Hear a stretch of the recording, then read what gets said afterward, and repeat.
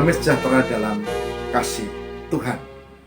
Saudara, pertama-tama saya ucapkan selamat Hari Raya Kenaikan Kristus ke surga. Orang umum menyebut Hari Raya Kenaikan Isa Al-Masih. Semoga kasih Tuhan Yesus menyertai kita dan menguatkan kita untuk setia mengikut Dia. Saya Pendeta Lukas Eko Sukoco dari Padepokan Diakonia Mitra Kinasih GKJ Purworejo, siap untuk ambil bagian dalam pelayanan RHI kali ini. Renungan hari ini dalam satu tema khusus, 3 makna di balik kenaikan Yesus Kristus ke surga. 3 makna di balik peringatan kenaikan Yesus Kristus ke surga. Saudara, saya berharap tema ini akan memperlengkapi kita dan kita mendapat semangat baru, menginspirasi dalam menjalani kehidupan. Mari kita siapkan diri dan tentu kita harus melandaskan pada firman Tuhan dan kita bersama-sama hayati. Saudara, saya akan ajak kita untuk membuka firman Tuhan dari kitab Injil Lukas. Injil Lukas pasal 24. Injil Lukas pasal 24 pada ayat 44 sampai dengan 53. Lukas 24 ayat 44 sampai 53. Yang demikian sabdanya. Ia berkata kepada mereka, "Inilah perkataanku yang telah kusampaikan kepadamu ketika aku masih bersama-sama dengan kamu, yakni bahwa harus digenapi semua yang ada tertulis tentang aku di dalam kitab Taurat Musa dan kitab-kitab nabi-nabi dan kitab Mazmur." Lalu ia membuka pikiran mereka sehingga mereka mengerti kitab suci.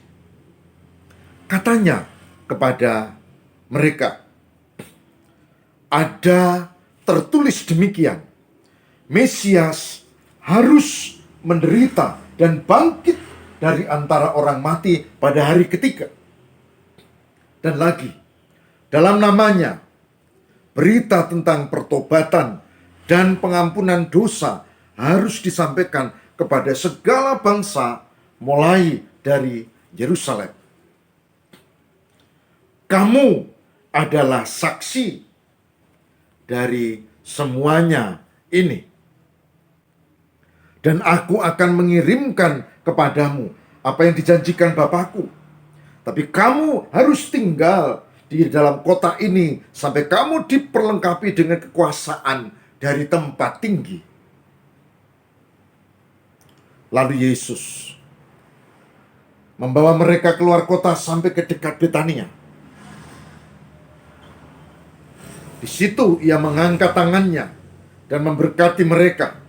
Dan ketika ia sedang memberkati mereka, ia berpisah dari mereka dan terangkat ke surga. Mereka sujud menyembah kepadanya. Lalu mereka pulang ke Yerusalem dengan sangat bersukacita. Mereka senantiasa berada di dalam bait Allah dan memuliakan Allah. Lukas 24 ayat 44 sampai 53. Saudaraku yang terkasih di dalam Tuhan, peristiwa Mekrat Yesus Kristus ditulis tidak hanya di Lukas 24, tapi juga di Kisah Para Rasul pasal 1. Peristiwa ini sebuah peristiwa sejarah iman. Karena apa? Kalau saudara tahu, Mekrat Isa Al-Masih beda dengan Mekrat yang lain. Mekrat atau kenaikan ini disaksikan oleh banyak murid.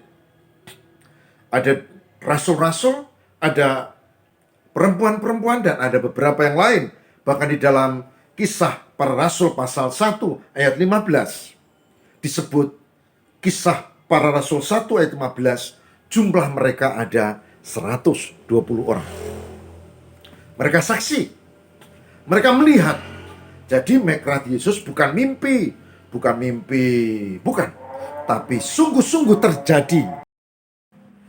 Ya, sungguh-sungguh terjadi.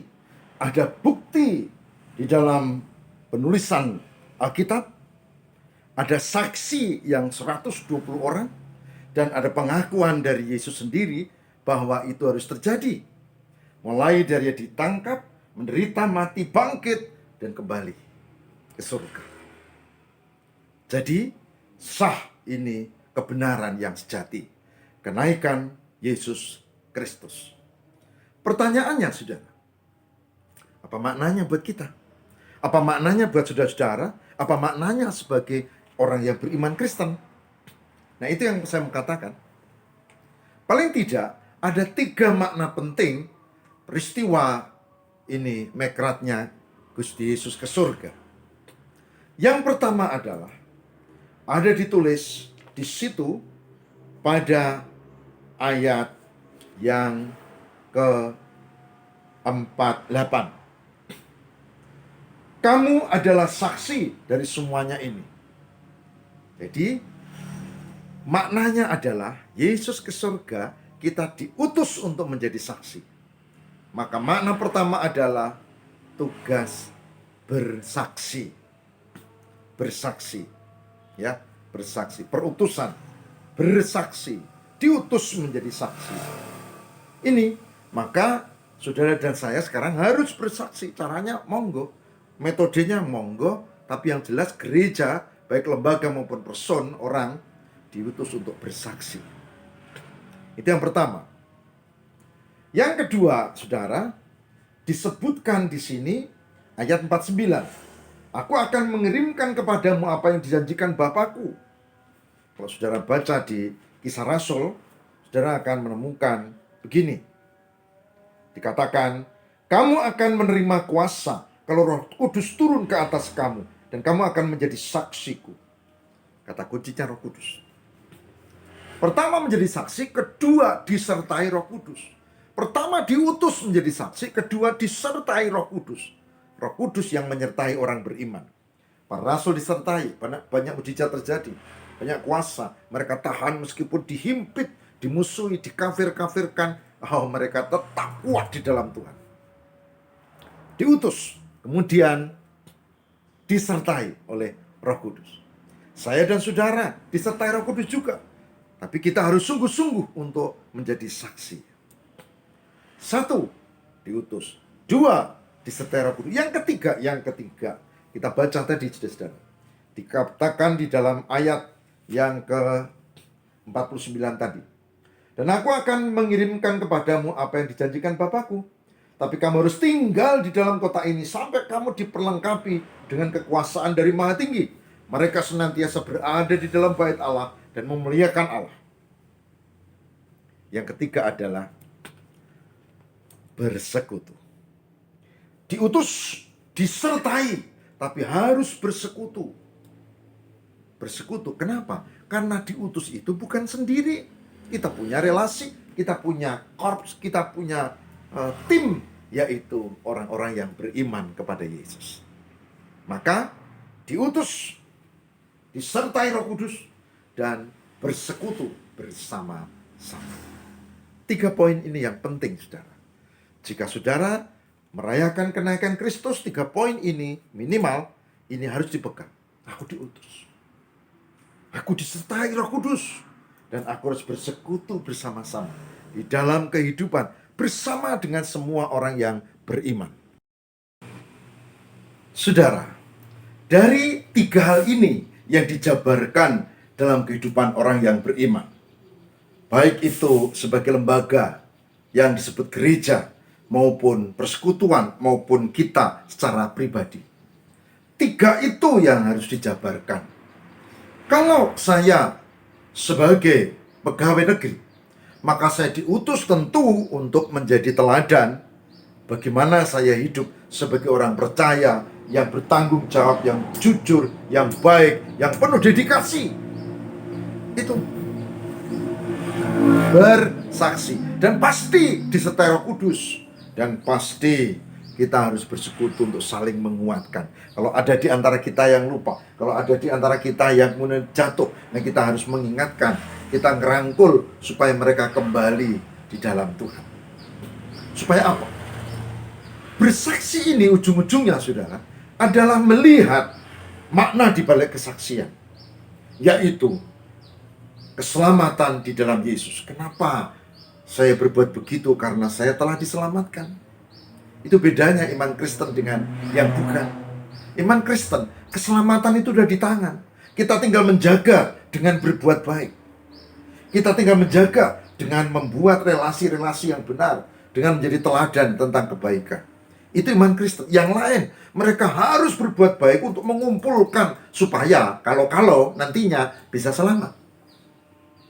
Gitu. Nah, oleh sebab itu, bersaksi ujung-ujungnya adalah bagaimana kita menampakkan jati diri kita sebagai orang yang beriman di dalam Yesus. Dan kita harus berani menunjuk bahwa itu penyelamat yang sejati. Sementara yang kedua, diutus ujung-ujungnya adalah kita tidak boleh mengandalkan diri sendiri.